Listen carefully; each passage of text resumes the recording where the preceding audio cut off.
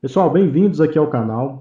Esse canal aqui eu compartilho a minha experiência aí como desenvolvedor de software, faço projetos práticos, como o exemplo do sistema comercial, é uma sequência em Lazarus que tem mais de 80 vídeos. E agora, nessa era da IA, eu estou começando com novos estudos, novos vídeos aqui sobre assuntos relevantes do momento e ao mesmo tempo eu uso para estudar, aprender mais, então com projetos práticos. Vamos para o próximo vídeo aí.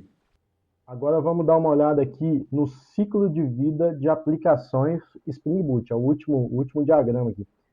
É um detalhe que eu esqueci de comentar lá no início, esses diagramas aqui, pessoal, eu pedi para criar, quem criou para mim esses diagramas aqui para mim usar nessa aula, nesse vídeo, foi a própria inteligência artificial. Tá? Eu criei usando a extensão Mermaid do VS Code. Tem o Mermaid e tem o Plant UML. Dá para usar qualquer uma das duas. Ele cria para mim essas animações aqui, esses diagramas aqui. Bem interessante. Serve para usar, é muito usado. Eu vou mostrar mais para frente também em algum vídeo aqui a parte de documentação com IA de sistemas, quando a gente estiver mais avançado aí. É bem interessante mesmo. É uma parte chata aí que os programadores não gostam, mas com IA vai facilitar muito. Beleza, então como é que é o ciclo de vida de uma aplicação? Aqui mostrando desde a hora que ela inicia até a hora que ela dá o shutdown, né, que ela desativa. Então, meu main aqui tem o comando Spring Application.run. Então, lá toda aplicação Spring Boot vai ter esse comando aqui no início. Quando esse comando é disparado, o que ele faz? Prepara o environment, prepara o ambiente. O Spring carrega as propriedades do Application YAML e faz a resolução dos profiles. Então, cria o Application Context.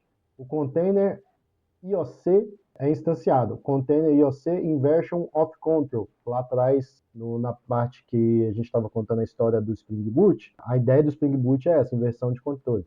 Então, no Spring Boot, é o coração do framework. De forma bem simples e direta, é um gerenciador automático de objetos. Vocês lembram lá do Jakarta, que a gente falou lá atrás, que era o J2E?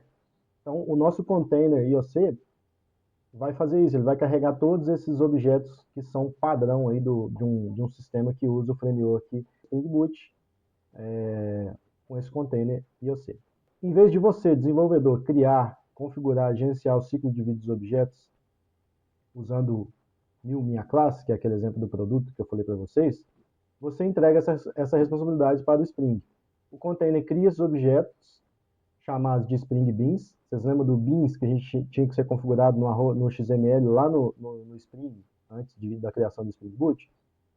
Aqui o próprio Spring já faz essa gestão, entendeu? Ele identifica ali os objetos e cria os Beans. E os entrega prontos para uso. Então eu não preciso preocupar ali com os parâmetros que eu tenho que passar para dar um objeto estar disponível. Ele faz isso para mim. Componente scan. O Spring varre os pacotes a partir da classe principal e encontra todas as classes anotadas com @component, @service, @repository e @controller, que são os bins. Então ele percorre ali todo o sistema para buscar os bins e fazer a criação deles, a inicialização deles.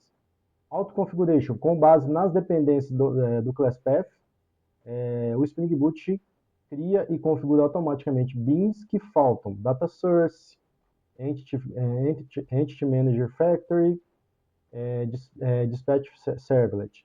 Então, esse aí é o que a gente comentou lá atrás na parte lá do mapa mental, que os starters do Spring, eles criam várias coisas. Além de ter essa parte aqui de controlar os objetos automaticamente, fazer o auto-create deles, quando eu tenho se eu tenho no meu class path que eu estou usando o spring.starter.jpa, ele já sabe que eu vou ter um data source, eu vou ter um entity manager. Se é um Spring Starter Web, ele sabe que vai ter servlet, então ele faz tudo isso para mim. Preparação dos bins. Injeção de dependências. O container resolve e injeta todas as dependências entre os bins. Todos os auto-wired são satisfeitos nessa etapa. Então, em vez de fazer um new produto, passar os parâmetros, eu crio lá uma variável do tipo que é do tipo da minha classe produto, anoto ela com auto-wired e o próprio Spring vai fazer essa construção para mim quando ele encontrar isso.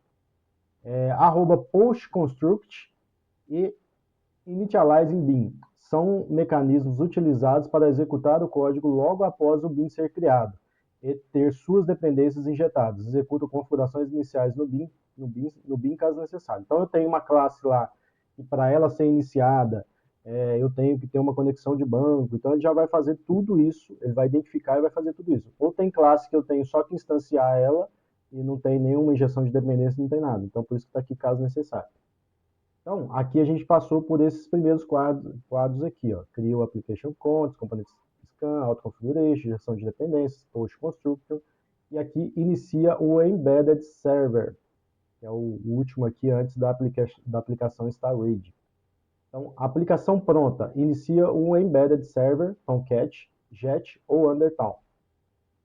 Sobe e começa a escutar a porta configurada. Então, vai ter uma configuração de porta aqui, né, que vai ser executado no meu projeto.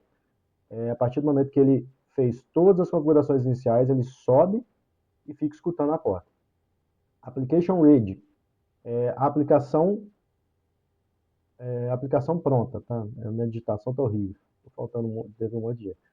No log aparece Started Application in Seconds. Então, no log de um projeto Spring Boot, sempre depois que, na hora que ele chega nesse ponto aqui, aparece lá, Application Started. A partir desse momento, você pode ir lá no seu navegador e começar a fazer chamadas que ela vai estar respondendo.